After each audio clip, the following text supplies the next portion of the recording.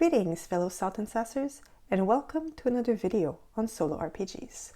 Today I want to talk to you about The Broken Cask, a solitaire TTRPG about innkeeping in a fantasy universe. This game is what I like to think of as a journaling optional game. More specifically, while you can journal every event that's going to come your way, this game provides session logs which are, as you can tell, extremely brief. All of the main gameplay elements are kept track of on the character sheets, and don't be intimidated by the number of tick boxes. Most of this is to keep track of upgrades and temporary conditions and some gear, but it's actually not nearly as much bookkeeping as it may look like at first glance. But before I get more into the character sheet, let me show you how this game goes. And the first thing you have to do to be an innkeeper in a fantasy world is to create an inn in your own head. So I am going to draw on the printout of the character sheet. It's just slightly easier to reference. So the first thing one would do is create an inn name, this location, its appearance, type, guest type. A lot of this is flavor actually. Let me show you. The name itself is provided for on a D66 table, meaning that you roll 2d6s. You form a 2-digit number, 43, and then you look up prompt 43, elf, and then roll one more time, 24, elf cauldron. There you go, the elfin cauldron, the cauldron of the elf in the cauldron, the elf fell into the cauldron. Whatever, you can use these cues to create the name of your inn. Obviously, you can roll again, you can pick something else. If you already have the perfect fantasy inn thought through in your head and you've come up with a name, feel free to use that also. Locations, again, purely flavor. Atop a sleeping creature, in or near a desert, between planes of existence. Its appearance, sculpted from a single piece of stone, teak wood furniture with stained glass window, dark old oak saloon complete with second level balcony. The type, is it a mystic lodge that attracts magical beings, or a rumor mill that brings in vagrants, performers, and townsfolks? Flavor, flavor, flavor. Signature drink, flavor. Well, if you want to call it that, because I don't know what a flavor would be. If it's raspberry spiced ice wine. Actually, that's not the worst one there is. This one is citrus dill amber ale. That sounds interesting. Entertainment and distraction. Some prompts do refer to the entertainment and distraction of your inn. It's got things like spa services, try your essential oils, or dance. Folks come from far and wide to scoot their boots. I want to take a moment to really appreciate the writing style of this game. It's very light-hearted. It's sort of a fantasy fun, you know, fantasy quirky, fantasy endearing fantasy. So definitely not dark, not grim. Even the monster attacks have a bit of a funny twist to them. So you know, if you're into really dark fantasy, really takes itself seriously fantasy, this is definitely a different tone from that. Anyway, the inn also comes with a signature meal, some unique services like social services for magical beings, or a regular stop for flying coaches. Some random anomalies. Bottomless pit in the cellar, or the garden is alive. Some pets and strays options also to make the whole experience complete. And with all of these elements filled in, you should have yourself a very unique and very flavorful inn. And this is a thing that this game does very well, I think, is world build. So by the time you're done with that, by the time I was done with that, I certainly felt like I had a pretty cool inn going with a lot of potential lead for stories. So that was good. Then the next step after that is to create the innkeeper and the staff members. So the game starts off with a basic inn, so basically a small tavern, and a very basic room and 2 staff quarters. So that means I can hire 2 staff from the get-go. If I build more rooms, then I'll be able to get more people in. So first, the innkeeper. Again, appreciation for the beautiful name table that gives me a way to name any and all of my NPCs and staff members and everything else. So again, roll on the D66, it'd be 33, Usi 44. Usi Trollhorn is the name of my innkeeper in this example. I could roll or choose on a race, roll or choose on the type of clothing. Again, flavor, quirks or flavor. It could be like, you have a deep, dark secret. Dish it out. You, dear innkeeper, are terribly afraid of horses. Out of all of this, we are now reaching the part that has gameplay impact, which is the background gives a special ability to your innkeeper. So for example, a retired adventurer might go questing instead of a hero, or an empty nester beginning a second career, you may roll on a cleaning task instead of your staff. So this basically gives you some special abilities. And then again, you have some innkeeper stats. This game runs on 3 basic stats for everything but heroes. We'll go back on heroes later, but we have a body, heart, and mind system. The staff members are created the same way as far as names. So again, you go back to the D66 table, but then you just roll again to get their role, which sets up their starting stats. So you have alchemists and gardeners and cooks and bartenders and bouncers, each with different stats and different morale. So 1 or 2. That's the amount of time that they can fail at a task, roughly, I'll say it like that. There's other things that can make you lose morale, but generally don't do well at a task before they just sort of give up and you can't use them to do any actions anymore. The hero tables for later when you go questing, but when you want to have a class of hero. So now that one would have their inn all nice and flavored, we have some staff members, we have some innkeepers, and it's time to begin the session. And the session would begin by rolling on the season, rolling on the weather and the mood. These 3 things again, actually the mood does have some gameplay impact. The season weather is more thematic flavoring. Mood does have an impact. For example, the soft firelight feels quiet, peaceful, and contemplative. +1 mind going forward. That means that the next roll you do that involves a mind check, you can do +1 on. Behind the scene is actually a cool component of this game, I think. In between sessions, so to speak, time passes. So again, because you roll in different season and weather and everything. So these are things that happened since you closed your last session and before this one begins.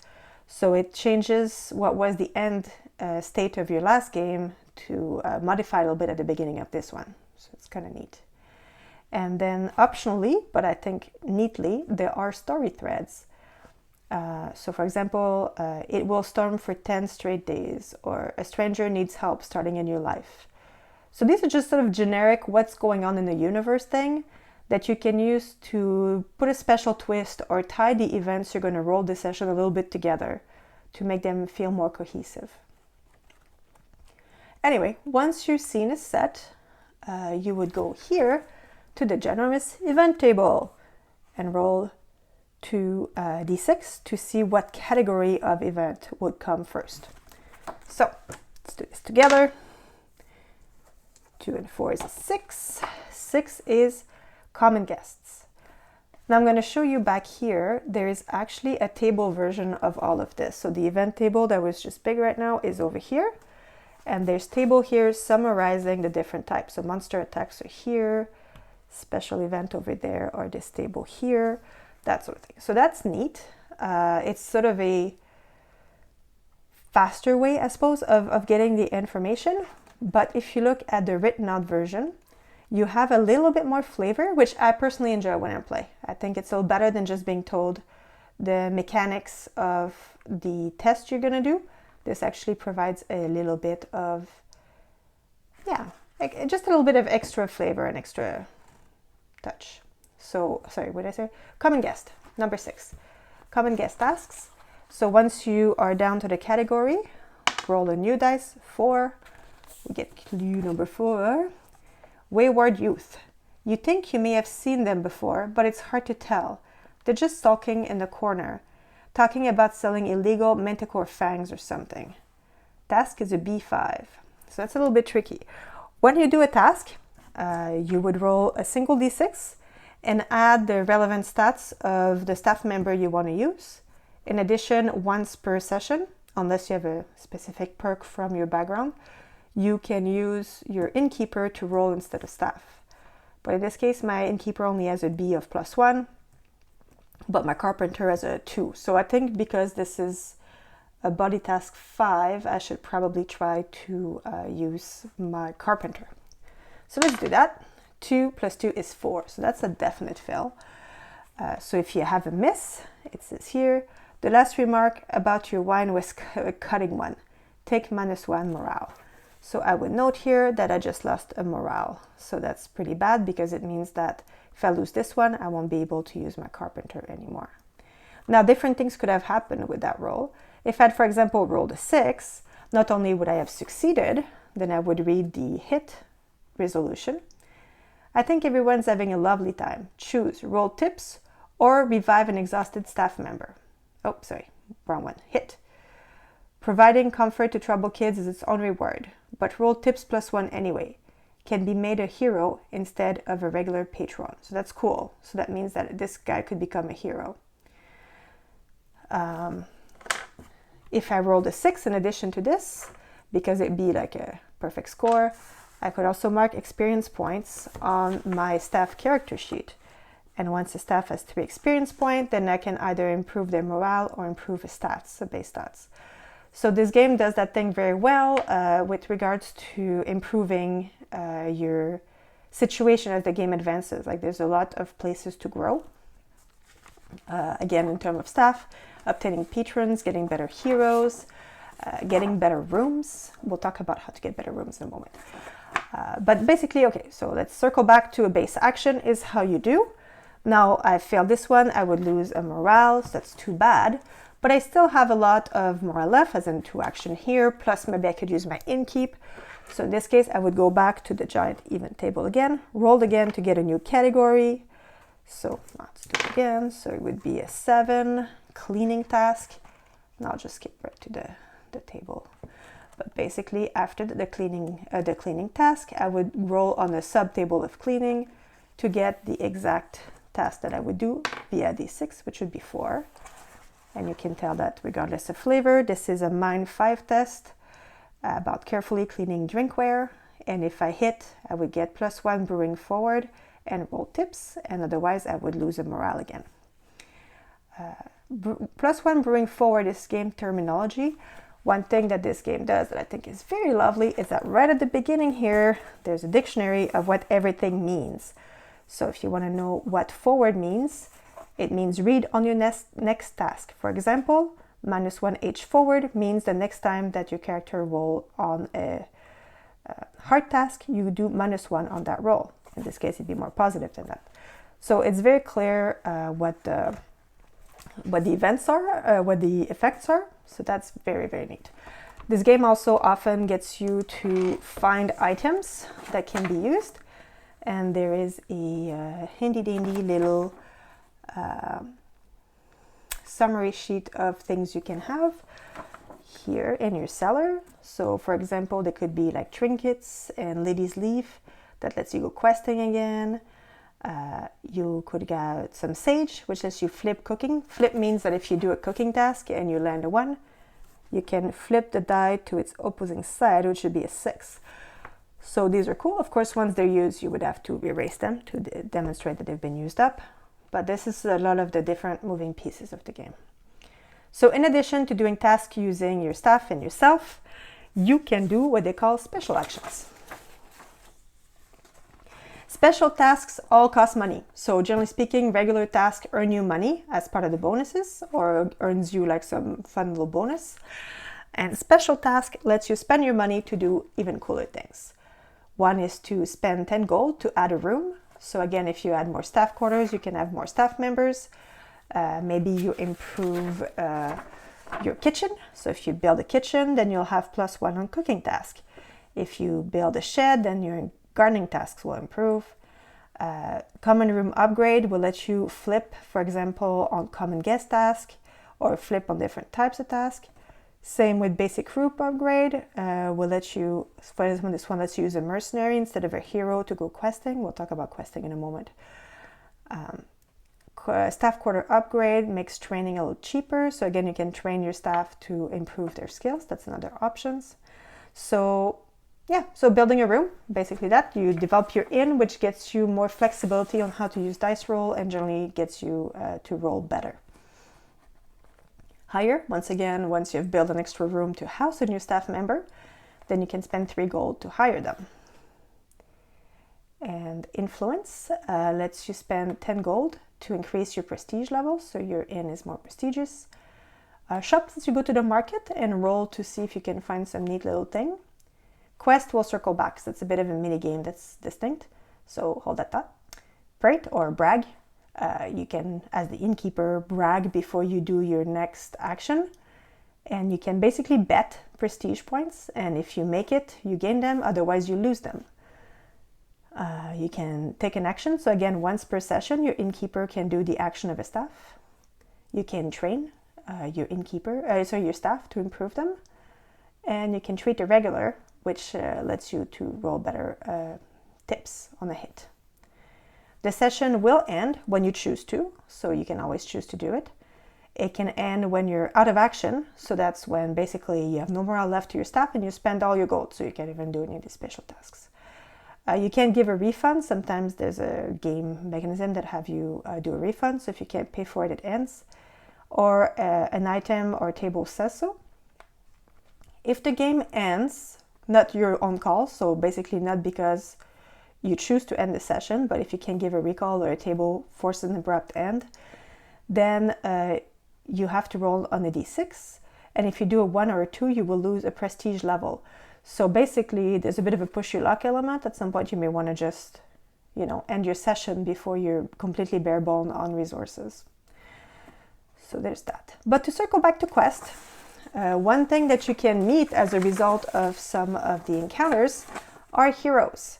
And heroes will stay at your inn. They don't have 3 stats like the staff, they just have a level, and that's the number that you would add to their roll when you're trying to resolve something. But the way this would go is if you decide to go on a quest, you would choose a hero and pay them some money to go questing. I think it's 3 gold. Basically, you're funding their expedition to faraway lands to hopefully come back with something more valuable than 3 gold. And the first thing you would do is roll a d6 plus their level to figure out which region they're going to. That's neat because, of course, the higher level regions have higher rewards, but also higher risk. So it's a little calibrated, so it's neat. Once you have your region, then you would go down to the relevant table, or again, the word description, which is a little bit more flavorful, to figure out what encounter you're facing. And once you have that encounter, again, it works the same way. So you roll a d6, you had your level, and then if it's a hit or a miss, then you might come back with better loot or something and victorious, and you can go out again. If you fail, then you usually come back exhausted, meaning that this particular hero cannot go questing again because they're just done. There's other actions, effects they can have too, like being ensorcelled or sick or poisoned. So all these things again are defined in the book and have special sort of criteria. So it's a bit of another like little mini game, and that's mostly how the game plays. Again, there's a lot of like little moving pieces, but once you're doing it, it's actually very simple. In fact, if you take into account that a significant portion of this book, like all of this is basically tables, so there's 18 pages of actual rules, and they are very liberally illustrated. A moment of appreciation for the art. Actually, I think it conveys very well the tone of the game. As I said, like a lighter fantasy, people just having fun in an inn, and then quirky things happening, people passing out, messes happening, bards singing.